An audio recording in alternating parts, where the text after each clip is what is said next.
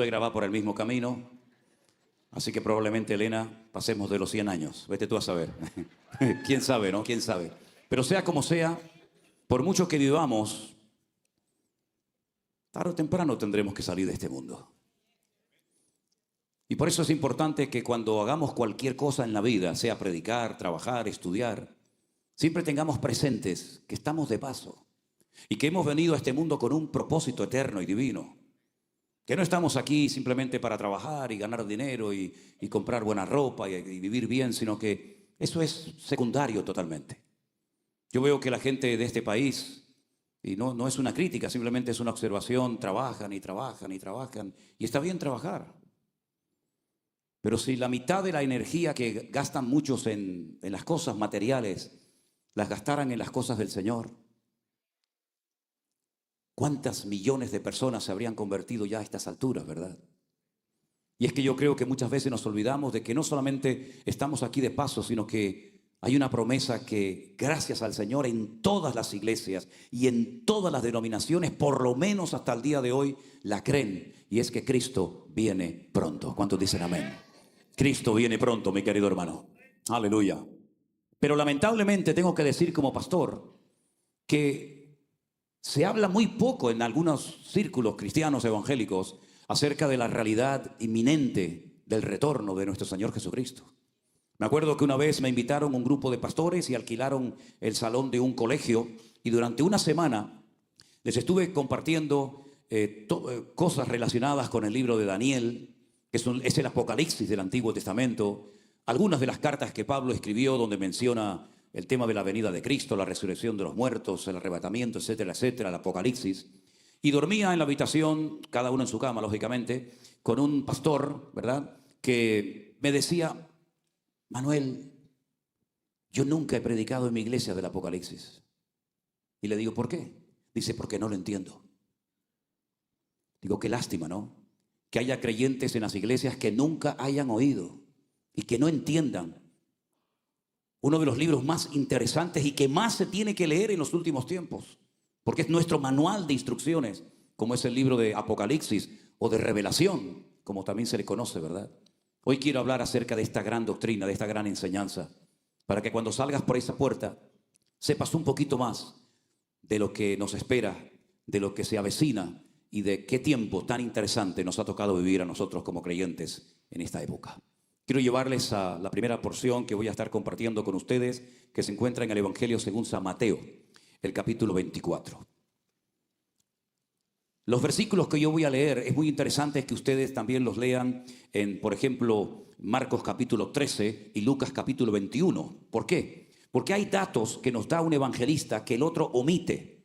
Y cuando se estudia un tema como el que vamos a analizar en esta noche, y espero que el Señor me dé sabiduría para poder explicarlo y que ustedes disfruten de este mensaje, es importante tener toda la información encima de la mesa.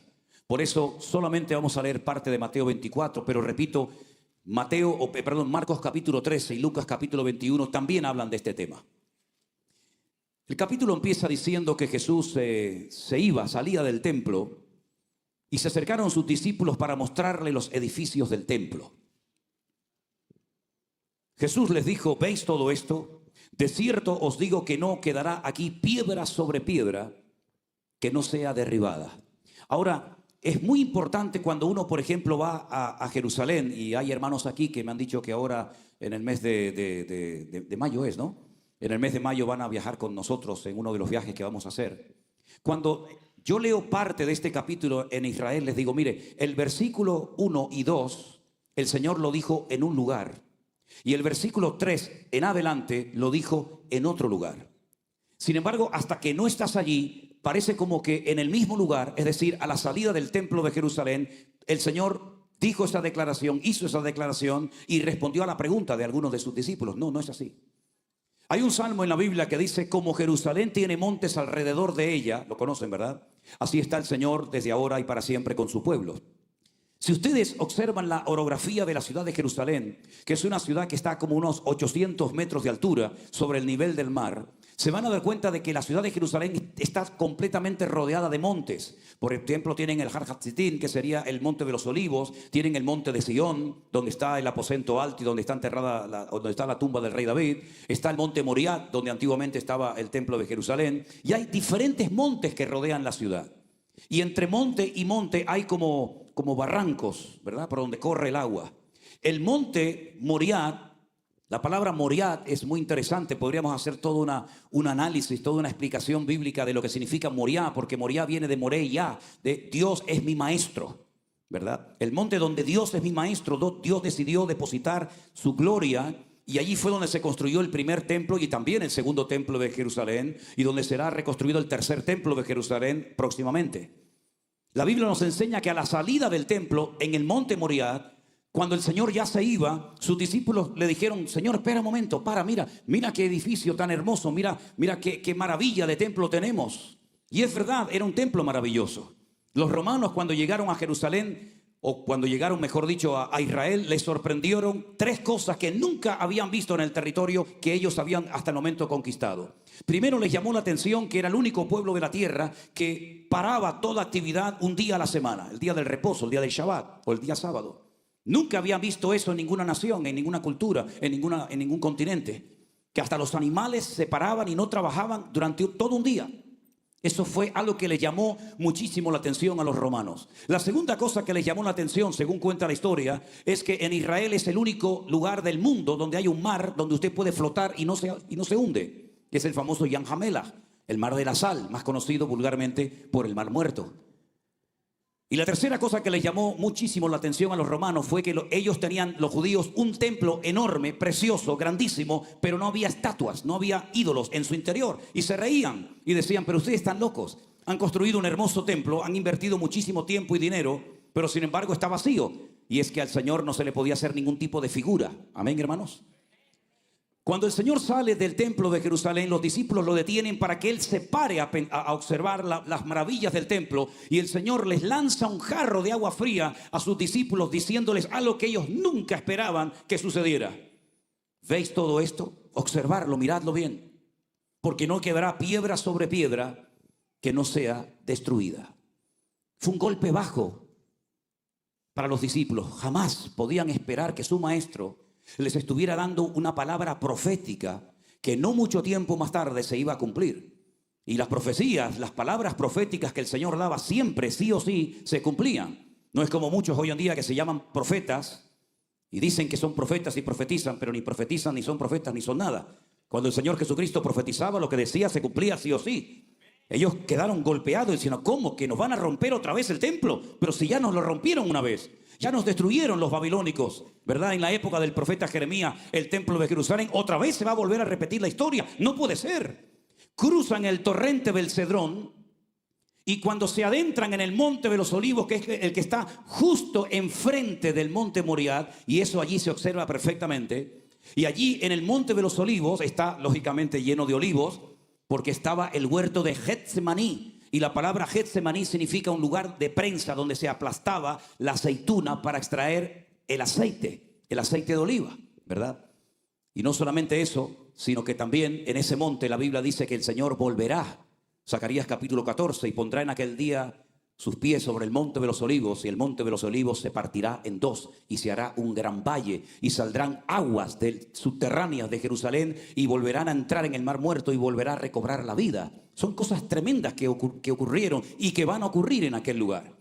Cuando están en el huerto de Getsemaní, dice que 4 de sus discípulos, Mateo no lo dice, pero Marcos dice que Pedro, Jacobo, Juan y Andrés le llaman aparte y viene la pregunta que le hacen al Señor: Señor,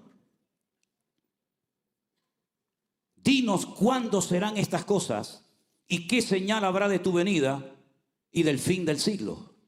Ellos no daban crédito a lo que acaban de escuchar. Nos van a volver a romper el templo.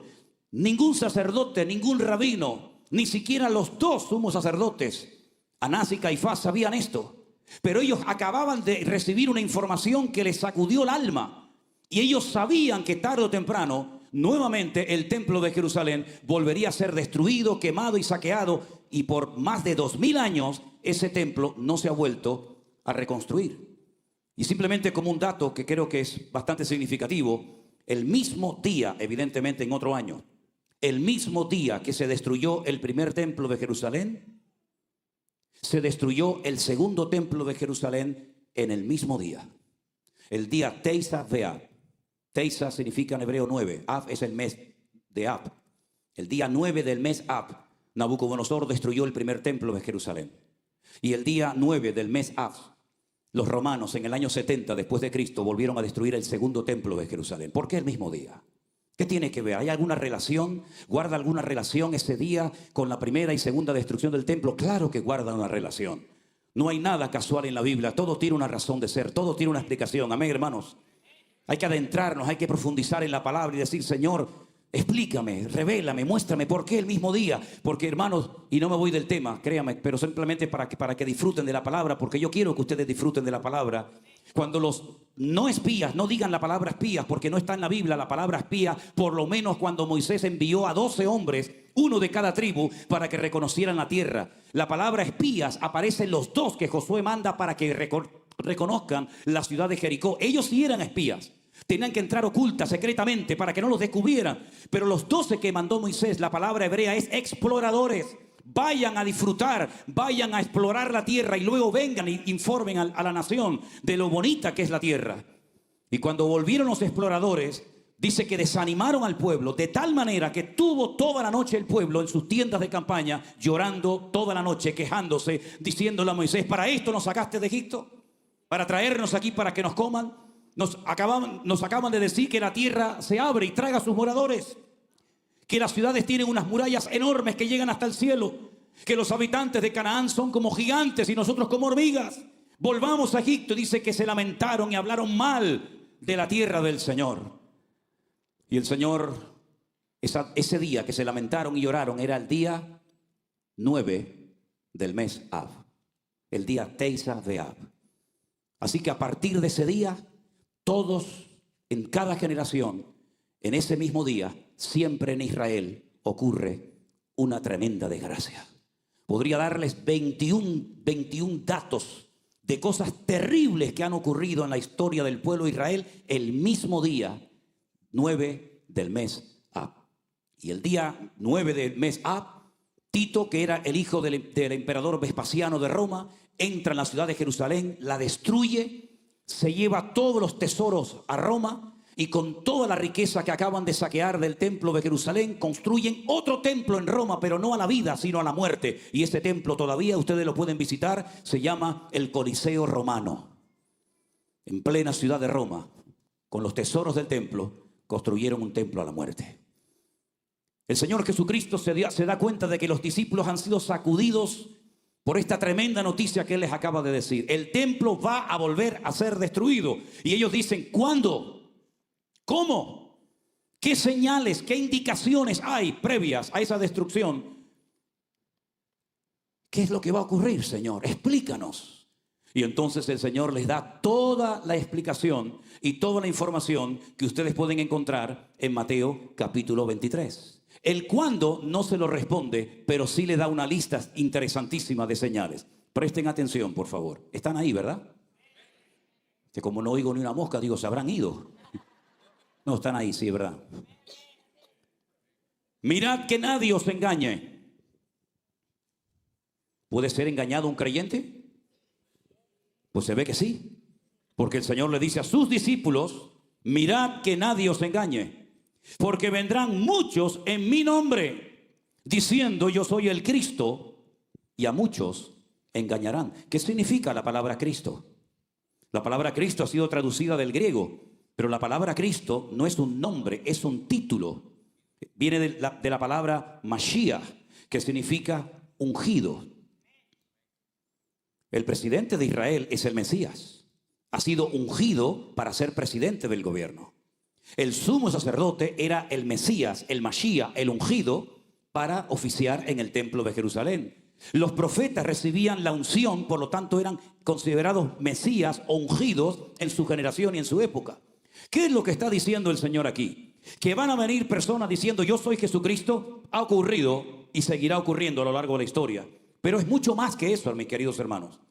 Es decir, cuidado que nadie os engañe diciendo yo soy el ungido de Jehová.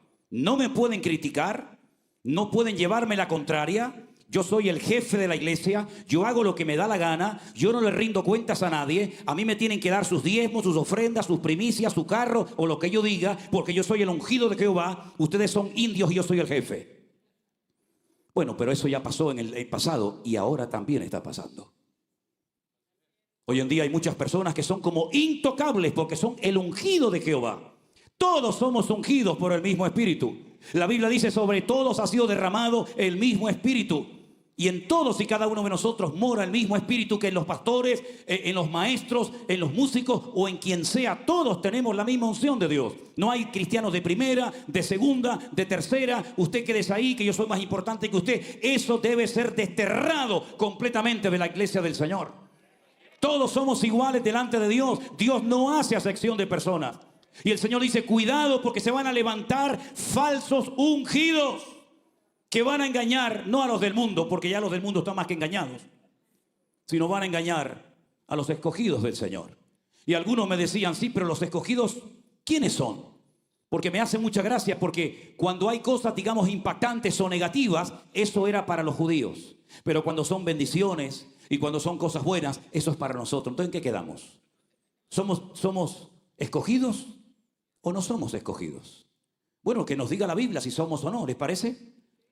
El apóstol Pedro dice, y vosotros que no erais pueblo, ahora sois pueblo de Dios, real sacerdocio, nación santa, pueblo escogido por Dios, para que anunciéis las virtudes de aquel que os llamó de las tinieblas a su luz admirable. Tú eres un escogido del Señor y yo también soy un escogido del Señor. Por lo tanto, todo lo que hable la Biblia en el Nuevo Testamento de escogido de Dios, tú te tienes que sentir aludido, porque hemos sido escogidos, llamados, transformados por el poder de nuestro Señor Jesucristo.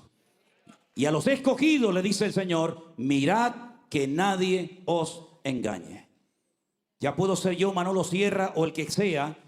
Ustedes tienen que comprobar continuamente mis mensajes, mis devocionales, y todo lo que hago, y todo lo que digo, y filtrarlo a la luz de la palabra del Señor. Y si en algún momento ustedes notan, comienzan a observar que me estoy torciendo, que Dios me guarde, que comienzo a enseñar cosas que no están en la Biblia, queridos hermanos, no se queden con la boca cerrada, no digan amén, sino digan, no Señor, hermano, usted está equivocado, se ha salido de los parámetros bíblicos, se ha salido de la Escritura, y usted puede ser quien sea.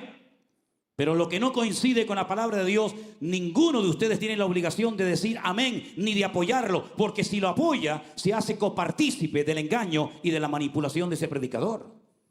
¿Cuántos dicen amén? Bueno, si no dicen amén me da igual, pero yo siempre lo digo porque queda muy bonito, ¿no? Mirad que nadie os engañe, porque dice el Espíritu claramente que en los postreros tiempos algunos escucharán a doctrinas de demonios. Y una de las artimañas del diablo en los últimos tiempos es tratar de engañar a los escogidos del Señor, a las iglesias, torcerlas, meterle falsas doctrinas, falsas enseñanzas. Cuidado, que nadie os engañe. Sea quien sea y se llame como se llame. El Señor sigue diciendo en su palabra, Mateo 24, verso 6, oiréis de guerras y rumores de guerras. Mirad que no os turbéis. ¿Por qué? Porque es necesario que todo esto acontezca. Pero aún no es el fin. Se levantará nación contra nación y reino contra reino, y habrá pestes, hambres y terremotos en diferentes lugares. ¿Y todo esto qué es? Simplemente el principio de dolores. Os entregarán a tribulación y os matarán. ¿Con quién está hablando aquí el Señor, queridos hermanos? ¿Con sus discípulos, sí o no? ¿Usted es discípulo de Cristo? Porque si esto no fuera para nosotros, pero es que es para nosotros. Os entregarán a tribulación, os matarán y os aborrecerán, y seréis aborrecidos de todas las gentes por causa de mi nombre. Yo siempre le digo a los pastores, a los que están en el ministerio o desean estar en el ministerio, una de las cosas que tienes que aprender lo antes posible es que nunca le vas a agradar a todo el mundo. Si alguien piensa que le vas a caer bien a todo el mundo, te equivocaste de trabajo, amigo. Aquí te van a observar con lupa y lo que hagas a unos les va a gustar, a otros no les va a gustar. Unos te van a apoyar, otros te van a tratar de poner la zancadilla para que caigas lo antes posible. Yo siempre he dicho, y espero que ustedes tengan la madurez suficiente para poder oír lo que les voy a decir, porque es muy fuerte. Las personas en esta vida que más me han ayudado y apoyado, ¿saben quiénes han sido? Mis hermanos en Cristo, los cristianos, los hijos de Dios. ¿Saben ustedes lo que más me han criticado y me han tratado de hundir en esta vida? Mis hermanos en Cristo, o algunos de mis hermanos en Cristo. Pero es que yo no me convertí a mis hermanos en Cristo. Yo no me convertí a una iglesia, a una denominación. A mí el Señor me liberó de 4 demonios que tenía en mi vida. A mí el Señor me sanó y a mí el Señor me salvó. Y fue Él el que me transformó, fue Él el que me cambió la vida. Y si hay gente que aplaude, gloria a Dios. Y si hay gente que critica, gloria a Dios. Me da exactamente igual, porque yo no sigo al hombre, yo sigo a mi Señor Jesús. Y eso tenemos que aprenderlo lo antes posible. Porque como cristianos, lo más difícil del mundo es creer, y algunos se lo creen, que van a poder, con su vida, con su testimonio, con su ministerio, van a poder agradar a todo el mundo. Y ni siquiera el Señor Jesucristo jamás le dio importancia a eso de caerle bien, caerle simpático a todo el mundo. De hecho, hay pasajes en la Biblia donde nos encontramos con los discípulos diciéndole al Señor: Señor, hoy se ha ido gente enfadada contigo. Hoy se ha ido gente molesta. Como hace un rato me dijeron que uno se fue enfadado porque no lo atendí, no me saqué una foto con él. Dios le bendiga, chao, chao, arriba derecha, amigo. Voy ahí yo detrás de él. Ay, no se vaya, por favor. Venga, que le voy a hacer una foto. Si alguien se quiere también marchar, aproveche y váyanse ahora. Váyanse ahora. Yo no tengo ninguna obligación de sacarme fotos con ustedes. Si lo hago es porque les amo y tal, pero ¿qué más da sacarse una foto conmigo? Usted va a ser mejor persona, va a comer mejor. Yo he visto que habéis comido de maravilla, con foto y sin foto. ¿Qué más da? Usted ha vivido sin mí toda la vida, yo sin usted toda la vida y aquí no ha pasado nada. Pero que una persona se levante de una mesa donde el Señor va a hablar con su palabra, donde la presencia del Señor está, porque el pastor no les sacó una foto. Que Dios te bendiga, mi hijo. Adiós, muy buena. Señor, alguien se fue hoy ofendido porque tu palabra fue muy dura. Y el Señor, ¿qué dijo? Si ustedes se quieren marchar también, aprovechen y váyanse. Hoy yo estoy aquí para caerles bien a ustedes. Así que, mis queridos hermanos, seremos aborrecidos. Seremos rechazados por personas. A lo mejor predicarás algo y le va a hacer un beneficio espiritual a alguien tremendamente, pero puede ser que a otra persona no le haya gustado lo más mínimo la palabra que usted haya dicho. Pero usted no tiene que agradar a los hombres. Usted no tiene que agradar ni siquiera a la iglesia que pastorea, mi hermano. Usted a quien tiene que agradar es a Dios y es al Señor. Eso es lo que dice la palabra del Señor, mi querido hermano. Seréis aborrecidos por causa de mi nombre. ¿Usted se cree que es agradable que yo le diga a un señor de 60 años, póngase en orden y déjese de cuentos? ¿Usted cree que a mí me gusta decirle a una persona, usted quiere servir a Dios y está viviendo en adulterio? ¿Usted pecó anoche y ahora viene a la iglesia aquí levantando las manos, haciéndose el santo? ¿Usted cree que es agradable para uno hacer este tipo de trabajo? No, pero hay que hacerlo. Porque en la iglesia no estamos para pasarle la mano a la gente por la espaldita para que estén contentos. En la iglesia y en este lugar estamos para predicar puramente la palabra del Señor. Y hay gente que no quiere escuchar palabra de Dios, quiere payasos y quiere circos en el púlpito. ¿Cuáles son las iglesias y denominaciones que más están creciendo? Donde la gente nunca se siente aludida con el mensaje. Te vas a reír, lo pasas bien, te dicen lo que en el fondo quieres oír. El mensaje siempre pasa por encima de la cabeza, pero aprieta las tuercas un poco. Apriétale las tuercas, dile, ven para acá. ¿Tú estás viviendo con tu novio? Cuando ya saben lo que dije anoche, ¿no? Cuando le haces una pregunta a una persona y dice, ya te pillé, amigo. Ya estás pensando a ver qué me vas a decir. Ese ya te ha descubierto, querido. ¿Usted está viviendo con su novio y estás en alabanza? ¿Usted qué está jugando? Mirad que nadie os engañe, porque seremos aborrecidos. ¿Pero por qué seremos aborrecidos? ¿Por ser unos sinvergüenzas, unos ladrones, unos adúlteros?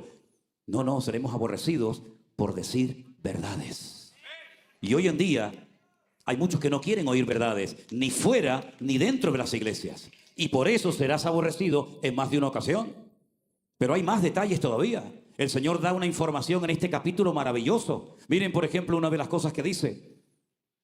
En el versículo 9, os entregarán a tribulación y os matarán. Muchos tropezarán entonces, se entregarán unos a otros y unos a otros se aborrecerán.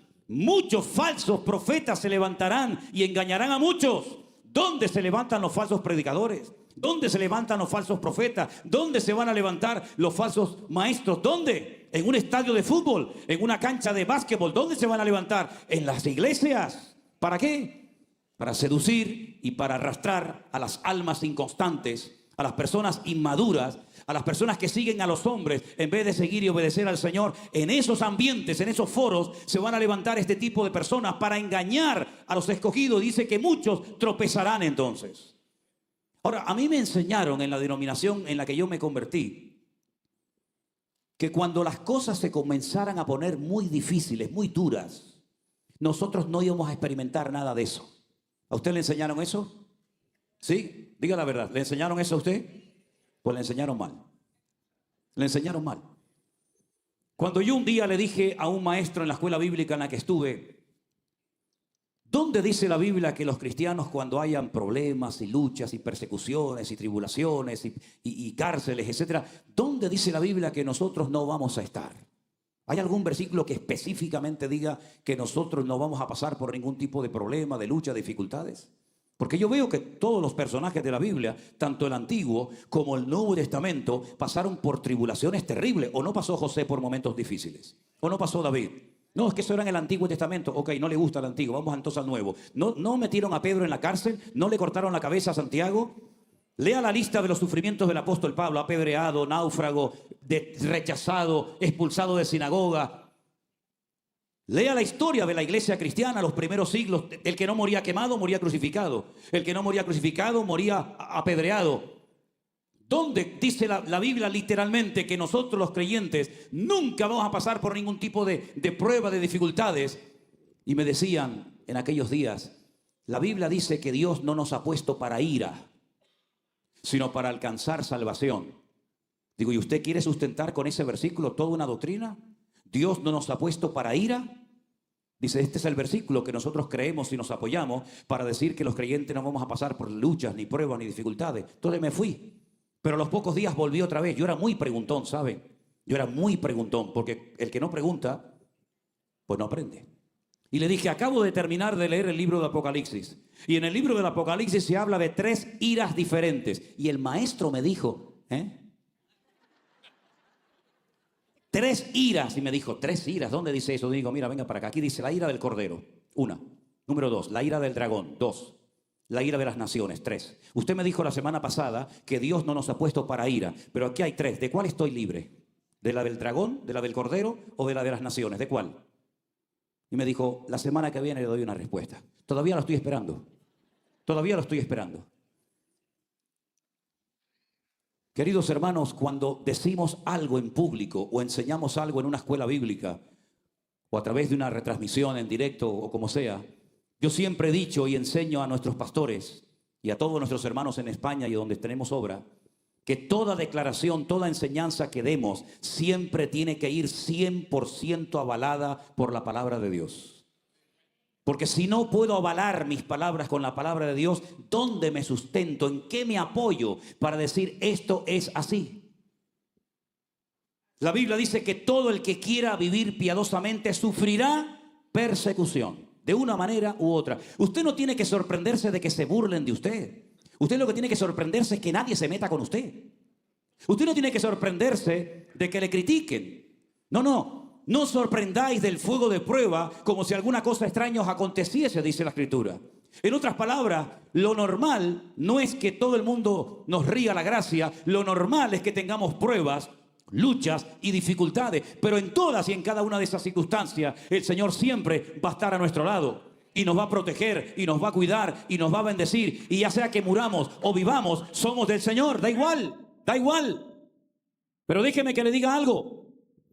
Analizando todos estos temas escatológicos del apocalipsis, del futuro, de la bestia y de todo esto, descubrí que hace aproximadamente hace unos 150 años, año arriba, año abajo aproximadamente, hubo un sacerdote católico en un monasterio que, estudiando él por su cuenta y riesgo las Sagradas Escrituras, sobre todo los libros del Apocalipsis, de Daniel, de Ezequiel, etc., él dijo como cura, como sacerdote católico, que la iglesia católica no pasaría por ninguna etapa de persecución o de tribulación. Eso lo dijo un cura hace 150 años en un monasterio.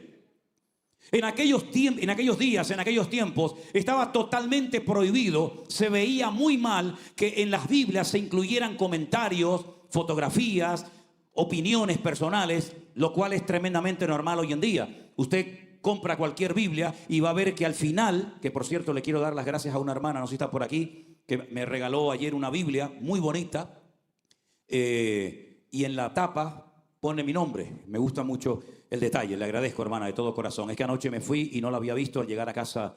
¿Está por aquí esa hermana? ¿Eh? Ahí está. Bueno, gloria a Dios, le agradezco, hermana. Que Dios le bendiga. Ahora, usted ve, por ejemplo, en la Biblia Thompson, ¿cuántas cosas le han metido a la Biblia Thompson? Que, por cierto, para entender la Biblia Thompson hay que ir a Hatt para estudiar, ¿eh? Porque mira que tiene cosas, ¿verdad?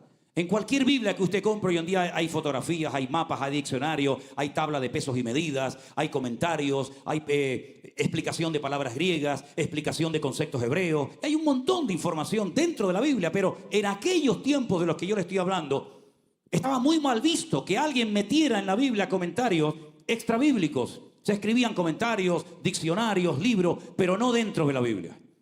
Hubo un teólogo muy famoso y de mucho peso, influencia en el protestantismo de la época, que se llamó el doctor Scofield. Y Scofield fue la primera persona en la historia que le metió a una Biblia, que por cierto se llama la Biblia de Scofield, comentarios de textos y de pasajes bíblicos.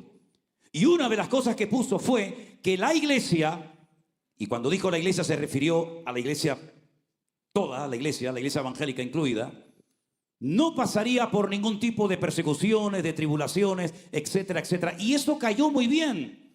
Eso le agradó mucho a la audiencia. Porque ¿quién quiere ser perseguido? ¿Quién quiere ser crucificado? ¿Quién quiere terminar su vida como un mártir? Alguien aquí que está orando, está ayunando, Señor, que me maten, Señor, que me crucifiquen, Señor, que me peguen un tiro en la cabeza. No he conocido nunca a nadie así. Generalmente nuestras oraciones son: líbrame, bendíceme, cuídame, protégeme. Todas terminan en me, por eso seremos ovejas. Cuídame, sáname, protégeme, guíame. Como ovejas de su prado, dice la Biblia que somos, ¿verdad? Ahora, fíjate qué cosa tan interesante. Cuando uno va a la palabra de Dios y comienza uno a analizar las Sagradas Escrituras, el Señor Jesucristo habla de futuras persecuciones. No le está hablando al mundo, no está hablando a los impíos, a los incrédulos. Le está hablando a sus discípulos que representan a la iglesia, que representan la trayectoria del pueblo cristiano a lo largo de la historia. Y él dice: no se dejen engañar, habrán guerras, habrán pestes, habrán terremotos, ¿verdad? Habrán falsos ungidos, habrán falsos maestros, falsos profetas, etcétera, etcétera. Y Mateo capítulo 24, que se lee, como dije al principio, con Marcos 13 y Lucas 21, es como un mensaje comprimido. Hay tanta información que casi de cada versículo se puede hacer un estudio bíblico. El Señor Jesucristo no lo hizo, pero posteriormente, bajo inspiración del Espíritu Santo, otros autores de la Biblia, tal vez el más conocido, el apóstol Pablo, comenzaron a desgranar, comenzaron a explicar muchas de las cosas que en Mateo 24 encontramos como una pequeña respuesta a una pregunta que los discípulos le hacen al Señor: ¿cuándo, cómo y qué señales habrá de tu venida y del fin del siglo? Y es importante que cuando estudiemos estos temas, que creo que son tremendamente interesantes y por supuesto necesarios de conocerlos, vayamos por ejemplo a una carta que Pablo le escribió a una iglesia donde estuvo simplemente 21 días al frente de la misma. Es el lugar donde menos tiempo Pablo permaneció. 3 semanas en Tesalónica, 2 años en Éfeso, 1 año y medio en Corinto. Pero el lugar donde menos tiempo estuvo el apóstol Pablo pastoreando fue en la ciudad de Tesalónica. Cuando él se marcha de la iglesia, comienza una persecución terrible contra la iglesia. Comienzan a morir un montón de miembros de la congregación. Y muchos creyentes comenzaron a asustarse, a preocuparse. ¿Qué nos está pasando? Y Pablo les escribe 2 cartas. Y en una de ellas, permítame que les lleve un momentito a una de las cartas que Pablo le escribe a esta congregación. En Segunda de Tesalonicenses capítulo 2, el apóstol Pablo nos da una información que va junto con Mateo 24 tremendamente interesante. Procuraré ir al grano y no extenderme demasiado, porque esto nos llevaría muchas semanas a explicarlo detenidamente. Pero Pablo dice a la iglesia de Tesalónica: con respecto a la venida de nuestro Señor Jesucristo, ¿verdad? Y nuestra reunión con Él, Os rogamos, hermanos, que no os dejéis mover fácilmente de vuestro modo de pensar, ni os conturbéis, ni por espíritu, ni por palabra, ni por carta, como si fuera nuestra, en el sentido de que el día del Señor está cerca. En el Nuevo Testamento encontramos que el idioma griego, tremendamente rico como el hebreo, tiene un término específico para cada concepto, para cada idea que quieras expresar. De tal manera que no tienes que dar muchas explicaciones si utilizas el término correcto, el término exacto. Hay dos palabras para referirse a las venidas en plural que el Señor Jesucristo, el Hijo de Dios, haría a este mundo. La primera venida del Señor ya se produjo. Hay 150 profecías que se cumplieron solamente en la primera venida de Cristo. Y esa primera venida de Cristo, cuando la Biblia hace referencia a ella, habla como la palabra epifanía. Y cada vez que usted encuentra en el texto griego la palabra epifanía, el Señor se está refiriendo, o el autor que está escribiendo ese tema, a la primera manifestación visible del Mesías. Epifanía es la primera venida del Señor. Pero Pablo en este capítulo no emplea la palabra epifanía. Emplea la palabra parousia. La palabra parousia se empleaba para hacer referencia única y exclusivamente a la segunda aparición física y visible del Señor Jesucristo. Por lo tanto, cuando él dice con respecto a la parousia, es decir, con respecto a la segunda venida del Señor, ¿me explico? No se dejen engañar, no sean perturbados en su fe. ¿Por qué? Porque dice al apóstol Pablo lo siguiente, tome nota: no vendrá sin que antes venga la apostasía y se manifieste el hombre de pecado, el hijo de perdición. Él está hablando de la venida, de la segunda venida, de la parousia del Señor. Y dice, no se preocupen, hermanos, no se pongan nerviosos, porque no va a venir, no se va a manifestar visiblemente nuestro Señor Jesucristo hasta que ocurran dos cosas tremendamente importantes. Una es la apostasía, de lo cual hablaremos ahora brevemente, y en segundo lugar, se manifieste, se dé a conocer, se presenta en la escena pública y mundial el hombre de pecado, el hijo de perdición, que más adelante lo llama el inicuo, el malvado, el perverso. Usted sabe que el nombre que reciben las personas en la Biblia identifica la esencia de la misma.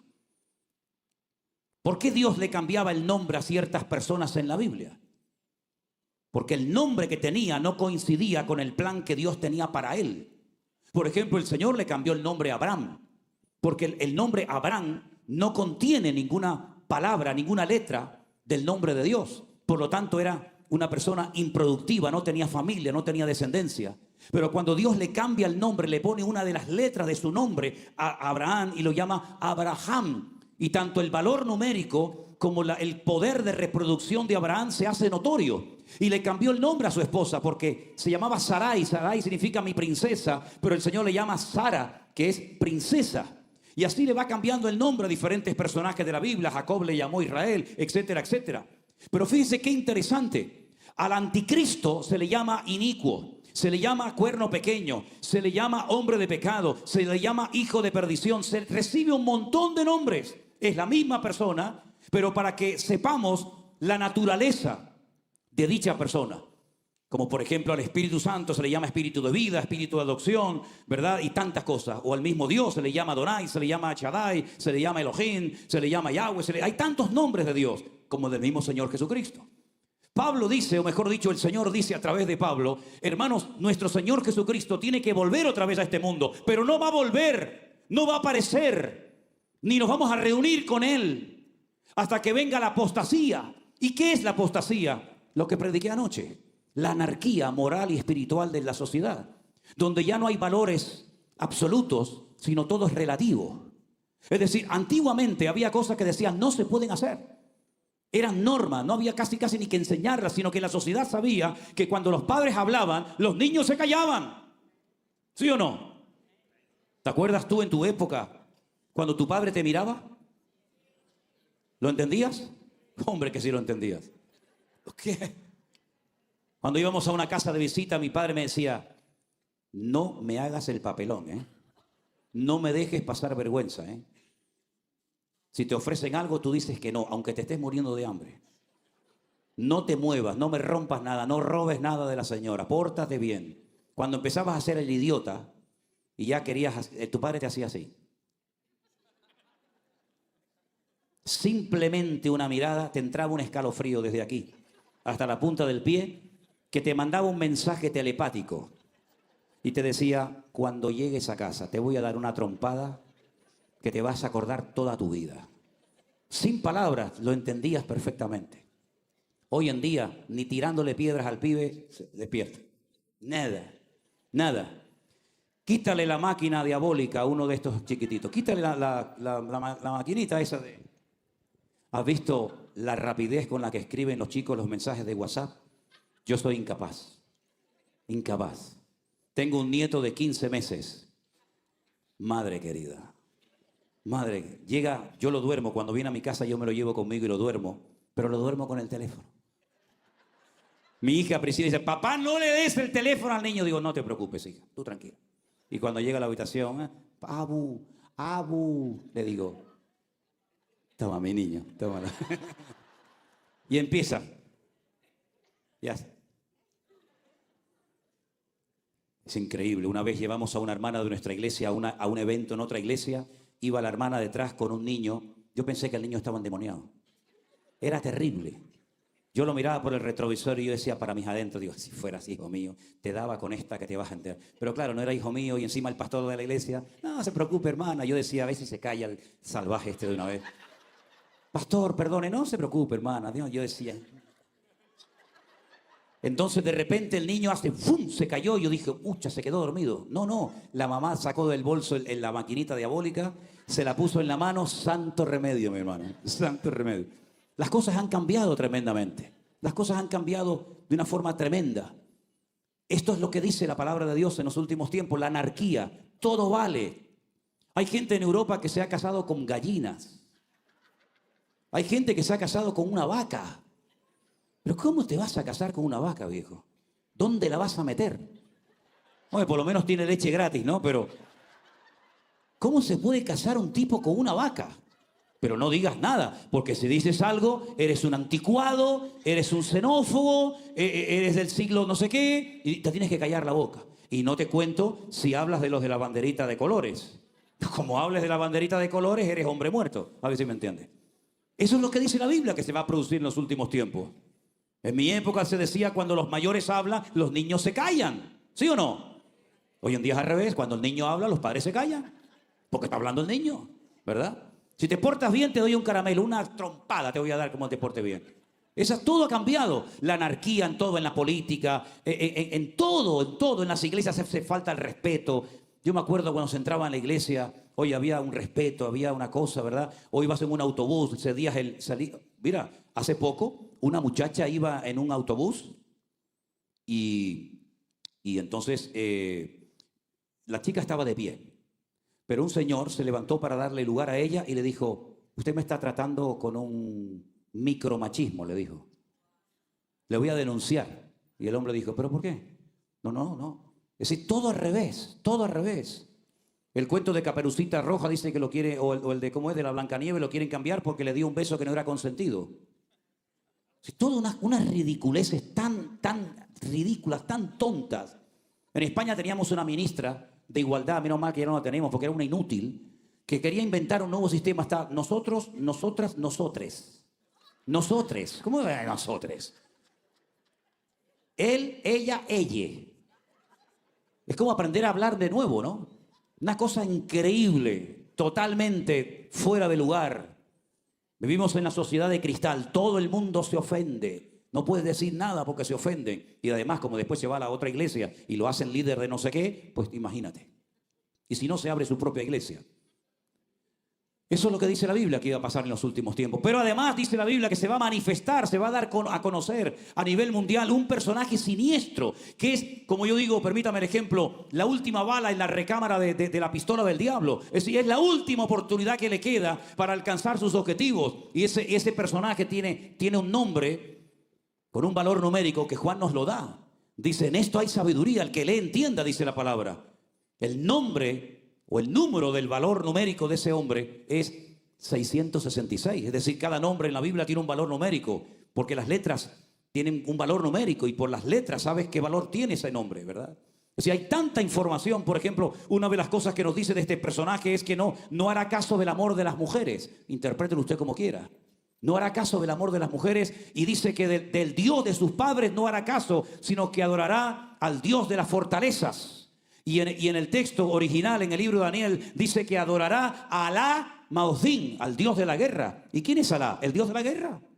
Y dice que lo adorará y dejará a un lado al Dios de sus padres. Si es tanta la información que la Biblia nos da, para que no nos sorprendan estas cosas, sino que estemos preparados. Ahora, la pregunta es, ¿qué podemos hacer nosotros como creyentes en este tiempo para mantenernos firmes en la fe? Para que no nos dejemos arrastrar por la corriente de este mundo. Para que seamos lo que dijo el Señor, luz y sal de la tierra. Pues lo que tenemos que hacer, número uno, es volver a la palabra, hermanos. Volver a la escritura. Siempre fuimos conocidos como el pueblo del libro. ¿Y cuántas personas hoy en día vienen a la iglesia y ni siquiera traen su propia Biblia? En mi época todo el mundo llevaba la Biblia a la iglesia. Y siempre veías a los hermanos buscando en la palabra. Hoy en día ya casi la gente ni va con la Biblia. Dice, no, que la llevo en el teléfono. ¿Y quién la lleva en el teléfono? Ya. Mis queridos hermanos, vivimos en tiempos difíciles y en tiempos peligrosos. Y aquí nos ha puesto el Señor a ti y a mí para marcar una diferencia. Somos una especie en peligro de extinción, como dijo alguien, ¿verdad? Que el Señor nos guarde los corazones para que nos demos cuenta de que las cosas se van a poner cada vez más difíciles y más duras en todo, ¿eh? La crisis matrimonial y familiar que está experimentando el mundo, también los cristianos, es algo sin precedentes. Dicen que la proporción de divorcios, de separaciones entre cristianos ya casi se pone al mismo nivel de las cifras del mundo. Vas a iglesias y te encuentras que el pastor ya se ha casado, recasado, rejuntado 3 o 4 veces, que este ahora está con la otra está con el otro está con este, y no pasa nada, porque Dios es amor, porque Dios es bueno. No, espera un momento, querido, claro que Dios es bueno y Dios es amor. Si no fuera así, nosotros no estaríamos en esta noche en este lugar. Pero ese Dios de amor también es un Dios que exige santidad, y dice en su palabra claramente que sin santidad nadie verá al Señor. Y es importante que la iglesia despierte a la realidad de que ser cristiano lleva un compromiso y lleva una responsabilidad. Yo no puedo entrar en una iglesia y no tener un contacto con mi hermano, no mirarlo a la cara porque están enfadados hace 20 años y uno va por un pasillo y otro va por otra, pero luego después cuando se reparte el pan y el vino, tomamos el pan y el vino y dice la Biblia que por eso hay muchos enfermos y debilitados y muchos mueren en las congregaciones prematuramente. ¿Por qué? Porque se ha perdido el temor, la reverencia y la santidad en la casa de Dios. Y el Señor quiere que todo eso se vuelva a recuperar, que volvamos otra vez a la santidad, a la simpleza, si me permiten, a la sencillez del Evangelio, y que nos demos cuenta de que somos un pueblo tremendamente necesitado. Y si bajamos la guardia, por muchos años que usted lleve en la iglesia, da igual los títulos universitarios o teológicos que tenga, lo que le va a proteger no son sus títulos, no es su carrera, lo que le va a proteger es su comunión y su relación con el Señor, que hay que mantenerla viva todos los días de nuestra vida, mi querido hermano. Y eso es lo que dice la palabra del Señor. Velad y orad para que no sorprendan estas cosas como ladrón en la noche. ¿O es que aquí en Estados Unidos los ladrones cuando vienen a robar llaman por teléfono a la gente? Pues yo no he conocido nunca a ningún ladrón. Hola, buenas noches, ¿cómo está? Bien, ¿cómo está, hermana? Dios le bendiga. Prepárese que voy para allá, ¿eh? Sí. El ladrón viene, te robó y cuando te das cuenta ya se acabó, no hay nada que hacer. Y el Señor dice, cuidado, porque te puedes quedar dormido. Y por eso dice el Señor en su palabra, despiértate, tú que duermes, y te alumbrará Cristo. ¿Y saben lo peor que le puede ocurrir a un creyente y a una iglesia? Perder la presencia del Señor y no darse cuenta que la perdió. ¿Cuántos han perdido alguna vez algo importante? Como por ejemplo, dinero, documentación, llaves. Yo en este viaje que acabo de hacer, en el primer vuelo que hice, perdí lo que llaman ustedes como ID, ¿lo llaman el ID? Lo perdí. Menos mal que me quedé con el pasaporte, si no me quedo como prófugo. Me quedo como, la perdí. ¿Cuántas veces hemos perdido alguna llave? Pero lo peor que nos puede pasar es perder la presencia del Señor, la gracia de Dios y no habernos dado cuenta. Y usted dirá, pero eso no puede pasar, ¿no? ¿No puede pasar? ¿No? ¿Seguro? No, es que eso le pasó a Saúl, eso le pasó a Sansón y no se dieron cuenta, pero eso era en el Antiguo Testamento, hermanos, ¿sí? Ok, vamos al Nuevo que tanto le gusta. La última iglesia del libro del Apocalipsis es la iglesia de la Odisea. La iglesia que decía, nos hemos enriquecido. Ya no somos una iglesia pobre, como fue la iglesia primitiva o como fueron tantas iglesias que nos precedieron en el pasado. No, no, no. Que nos reuníamos debajo de una cocotera, que no teníamos instrumentos de música, ¿verdad? Que pasábamos frío en invierno y pasábamos calor en verano. No, ya no somos así. Nos hemos enriquecido. No tenemos necesidad de nada, lo tenemos todo. Y el Señor dice, pobres, ciegos, desnudos, desventurados. He aquí estoy a la puerta y llamo. Si alguno oye mi voz y abre la puerta, entraré a él, cenaré con él y él conmigo. La iglesia de la Odisea, es verdad, era una iglesia rica, no le faltaba de nada. Lo tenían todo, humanamente hablando. Pero habían perdido lo más bonito que puede tener una vida y un creyente. Y es la presencia del Señor. Hay congregaciones que cuando yo entro digo, tienen de todo. No les falta de nada. Hasta lo tienen multiplicado por 3 y por 4, ¿no? Pero ¿y la gloria del Señor? ¿Dónde está? Vienen las almas llorando a los pies de Cristo. Tenemos. Pero somos el tipo de pueblo que Dios quiere que seamos. ¿No se nos habrá vuelto en contra lo que tenemos, creyendo que tanto tienes, tanto vales?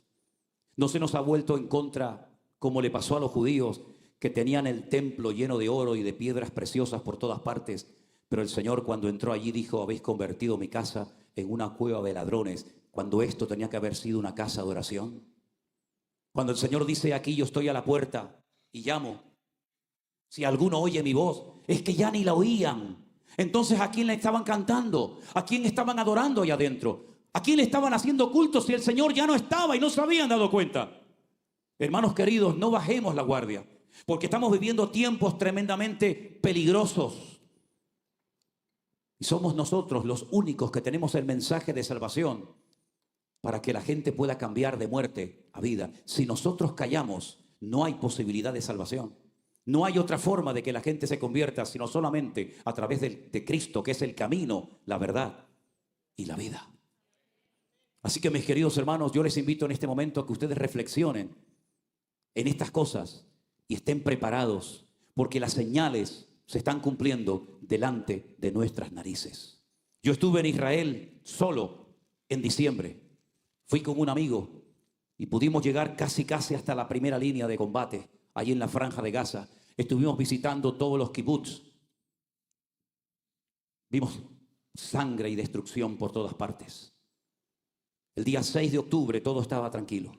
El día 6 de octubre el país decía, tenemos el ejército más poderoso del mundo, el servicio de inteligencia más poderoso del mundo, la tecnología más sofisticada, nunca nos va a pasar nada. El día 7 de octubre a las 6:30 de la mañana se produjo una masacre que se compara con el Holocausto en la Segunda Guerra Mundial, cuando miles de judíos y millones de judíos murieron. Hermanos queridos, la confianza no está en tu casa, en el ejército, en las pistolas que tienes, en tu dinero. La confianza nuestra está puesta en nuestro Dios. ¿De dónde vendrá mi socorro? Mi socorro viene del Señor, el que hizo los cielos y la tierra. Aleluya. Y por eso no dará tu pie al resbaladero, ni se dormirá el que te guarda. Cierra tus ojos en esta noche, mi querido hermano. Que Dios haya sacudido nuestras conciencias. Que Dios haya despertado el apetito y la pasión por Cristo. Porque si se nos va la pasión por Cristo, ¿qué nos queda? ¿Qué nos queda? Hermanos queridos, si no tenemos templos, no pasa nada. Nosotros somos el templo del Espíritu Santo. Si se va la luz, no pasa nada. Nosotros somos la luz del mundo. Si se va el apoyo de los hombres, no pasa nada. Tenemos el apoyo del Altísimo Dios. Pero si bajamos la guardia, somos tan vulnerables como cualquiera de este mundo. Solamente el Señor puede guardar tu matrimonio, tu integridad física, moral y espiritual. Solamente el Señor puede guardar a tus hijos. Solamente el Señor puede velar noche y día por nosotros para que no decaiga nuestra fe, sino que verdaderamente podamos decir, en paz me acostaré y asimismo dormiré, porque solo tú, Señor, me haces vivir confiado. Ven al altar a buscar la bendición de Dios en esta noche. Mientras cantamos una alabanza a nuestro Dios, vengamos adelante y aquí juntos como pueblo de Dios oramos al Señor para que Él nos guarde, nos proteja y nos libre como siempre lo ha hecho. Aleluya. Ven a Jesús en esta noche. Ven al Señor Jesús. Oh, Rey de Reyes, Señor de Señores, admirable, consejero, Dios fuerte, Padre eterno, Príncipe de paz. Aleluya.